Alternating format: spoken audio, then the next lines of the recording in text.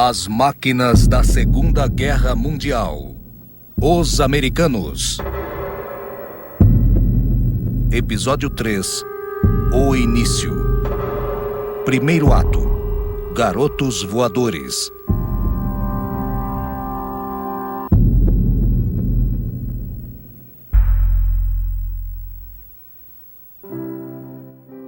Em 1917, à medida em que a América se preparava para entrar na Primeira Guerra Mundial, a Força Aérea Americana era a 14ª do mundo.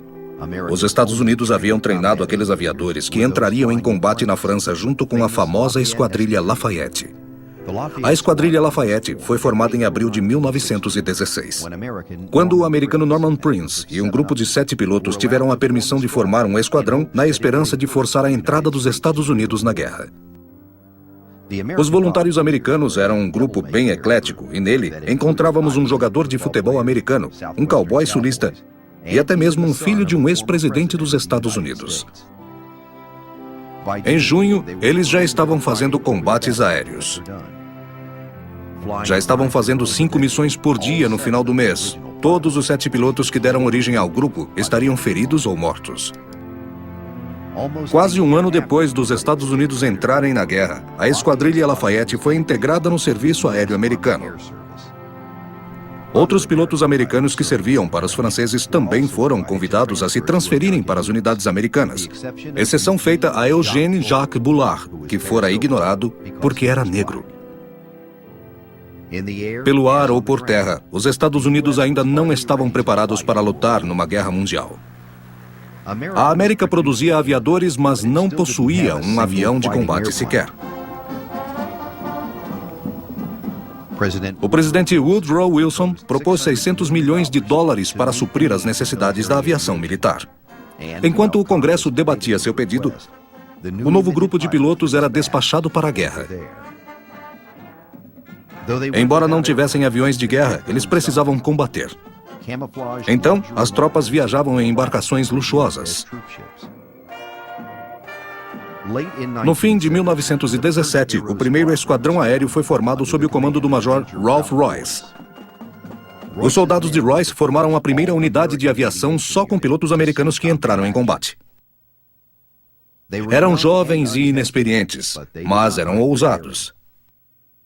Era com orgulho que colocavam cruzes de papel em seus aviões, toda vez que derrubavam o inimigo. Mostravam seu orgulho americano pintando a figura do tio Sam na fuselagem dos aviões.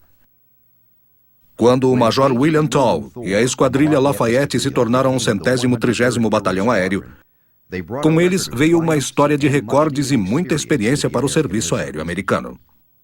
Entre os pilotos dessa turma estavam o capitão Field Candley, que derrubou 12 aviões inimigos, e o capitão Elliot Springs, que abateu 9 aviões.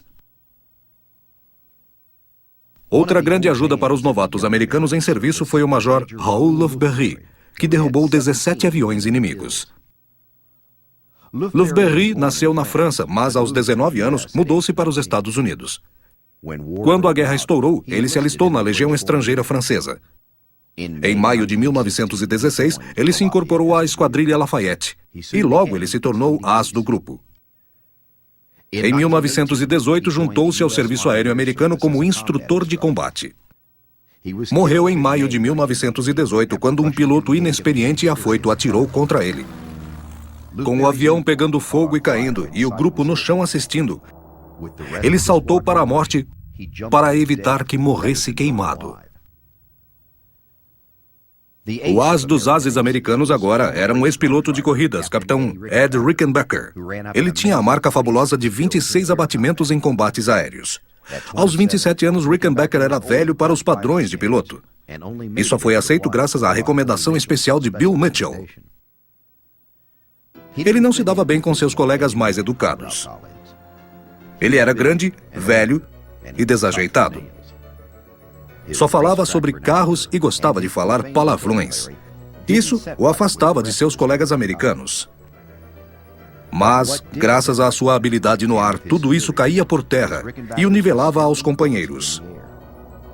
A grande maioria dos pilotos que ele matou nunca percebeu a presença dele. Ele se aproximava silencioso, disparava a metralhadora e ia embora.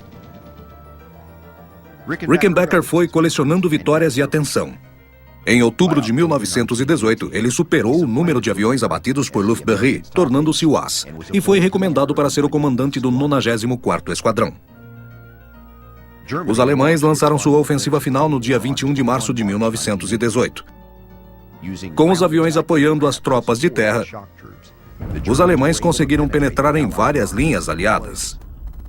E mais uma vez, o exército do Kaiser marchava por Paris. Os aviões atacavam com fúria, dando proteção aos soldados que estavam no chão.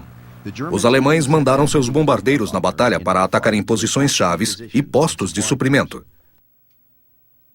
Com o pensamento na vitória, a ofensiva alemã ficou literalmente sem combustível.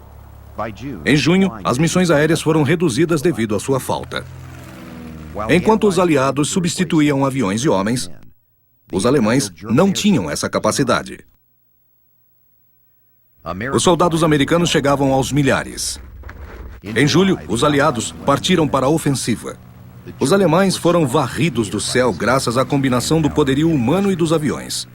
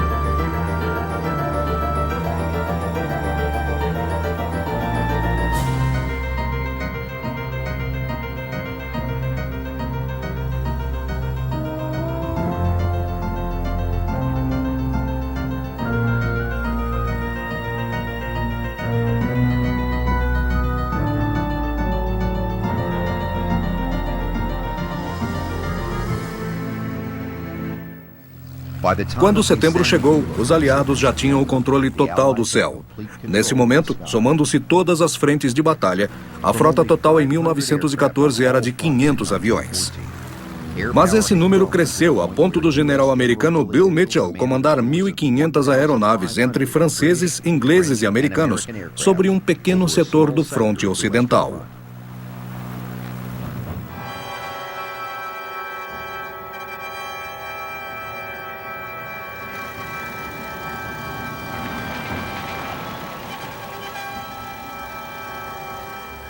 Cada piloto era cuidadosamente instruído sobre sua missão. Aviadores americanos em 169 aviões formavam um grupo sólido de combatentes aliados que davam apoio para as tropas terrestres, além de bombardearem pontos de observação dos inimigos e fazê-los queimar em pleno ar.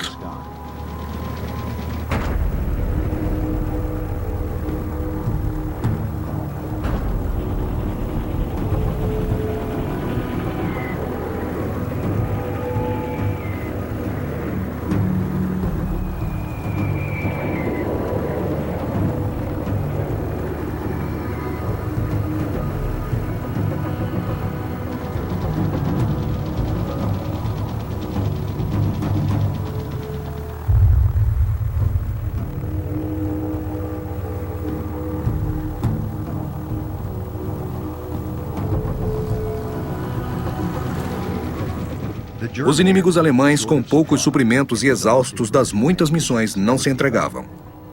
Na verdade, causaram aos aliados muitas perdas, mas no final não foram páreo para os aliados. No dia 11 de novembro de 1918, chegava ao fim a Primeira Guerra Mundial.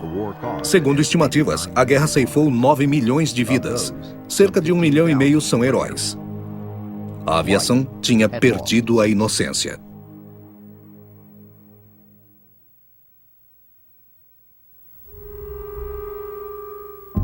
Segundo ato: O Rebelde.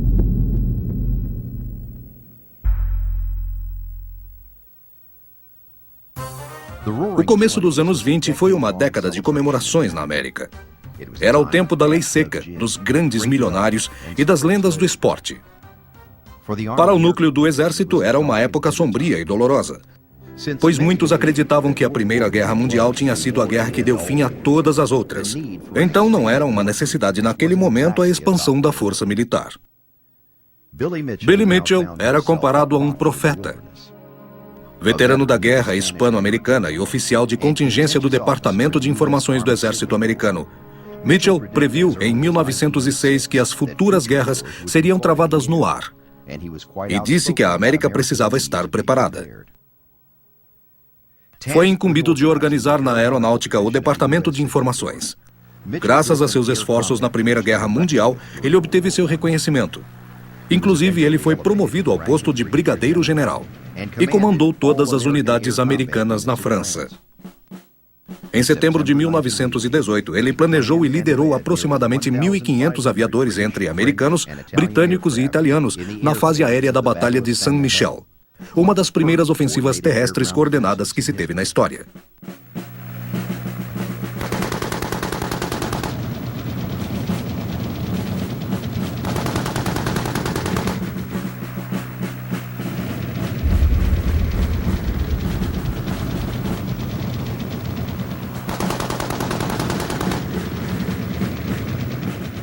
Reconhecido como um dos melhores combatentes da guerra, ele recebeu a Cruz de Combate, a medalha por serviço prestado e várias condecorações estrangeiras. Contudo, se indispôs muito com os superiores durante os 18 meses na França. Essa indisposição ficou evidente ao fim da guerra, quando Mitchell foi esnobado e o posto de diretor do serviço aéreo foi dado a um soldado da infantaria. Mitchell enfureceu a Marinha ao lançar um desafio de que era capaz de afundar navios mesmo em condição de guerra, e que provaria afundando navios de guerra alemães.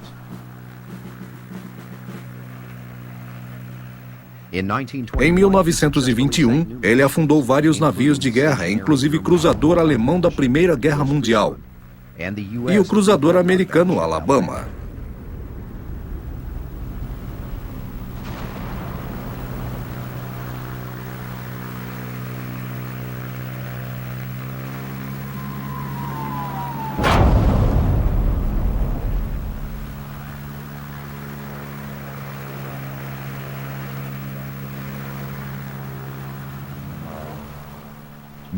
A esquadrilha de Mitchell foi bem sucedida ao afundar o Ostfriesland e vários outros navios em testes subsequentes. Ao provar que as frotas de superfície estavam obsoletas, ele também naufragou a própria carreira.